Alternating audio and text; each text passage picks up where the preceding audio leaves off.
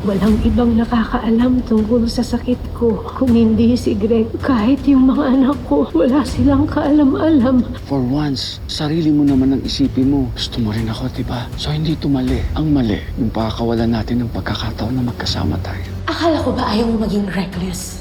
Bakit ngayon ikaw ang impulsive and careless, ha?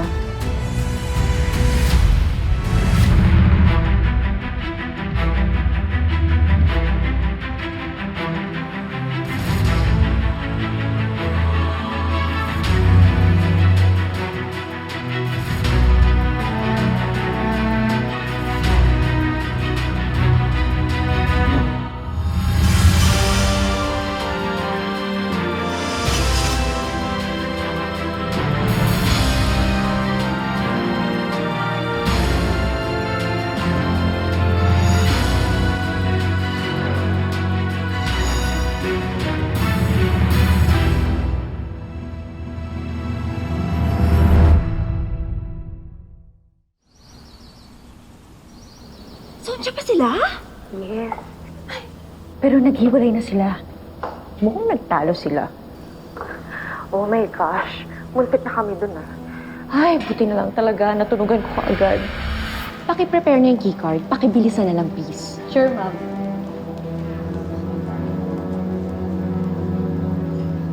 What's bothering you? Ano bang pinag-usapan niyo? It's just a bit odd. Kasi hindi naman ako tinatanong ni Marge kung nasan ako eh. But this time she asked me. Hindi kaya nanghihinala na siya? Patingin ako ng phone mo. What? May i-check lang ako.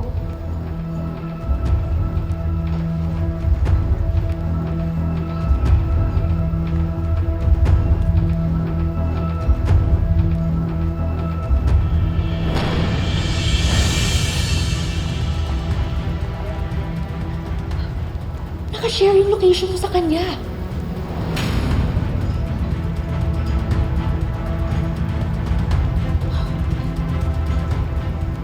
And why would she do that? Laging naka-off to ah. Ginagawa namin nila Lane yan pag nagta-travel kami abroad. Para hindi kami magkawalaan. Bakit talagang naghihinala na si Marge? Kaya naghahanap siya ng chance para mahuli ka? Most likely alam niya nang nagsisinungaling ako na nasa office ako.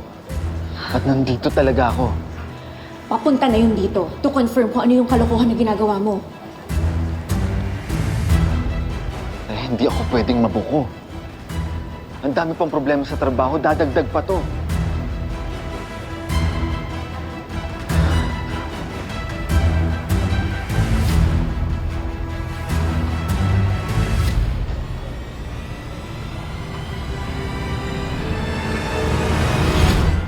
I have an idea.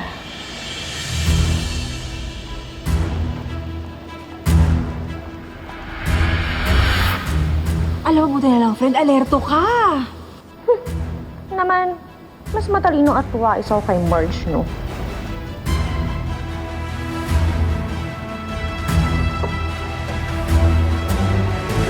Marge.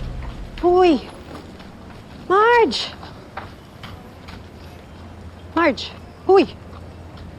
Sorry ha, nagsalita pa ako.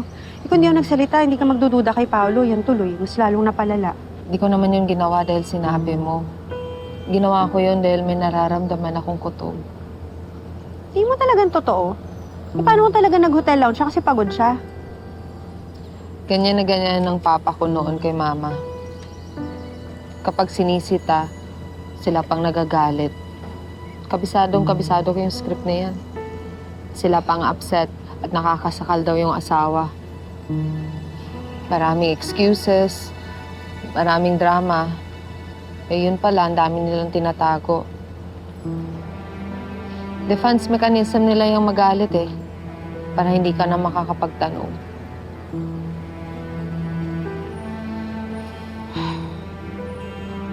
Ba talaga ang kutob ko? May tinatago si Paolo. Ano yan? Okay lang po. Robert. Alisin mo na ito. Okay lang po. Robert. Opo. Love you, Mama. Good boy yan eh. Uuwi na tayo mamayang kon. Balain.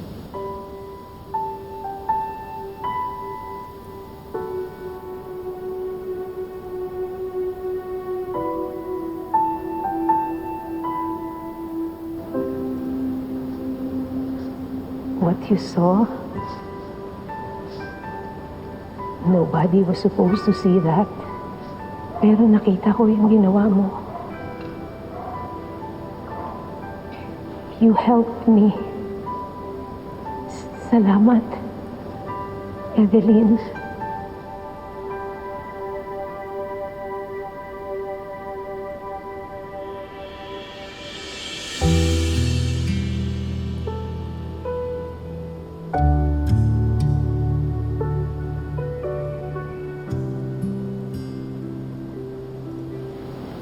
I have alopecia.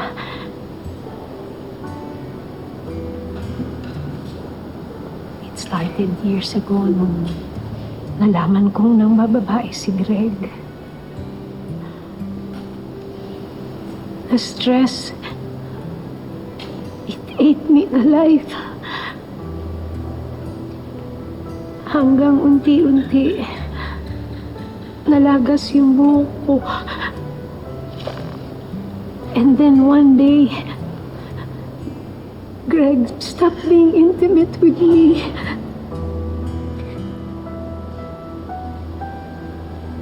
Nagbago na ang tingin niya sa akin.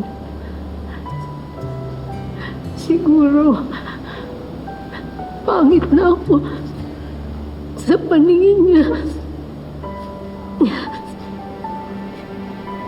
Walang ibang nakakaalam tungkol sa sakit ko kung hindi si Greg at si Yoli. Kahit yung mga anak ko, wala silang kaalam-alam. Kasi Evelyn, nawala na ng amor ang asawa ko sa akin. Ayoko namang pating dignidad ko ay mawala.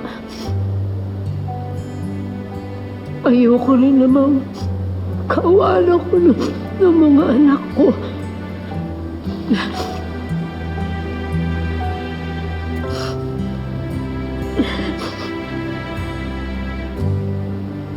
Salamat. Salamat.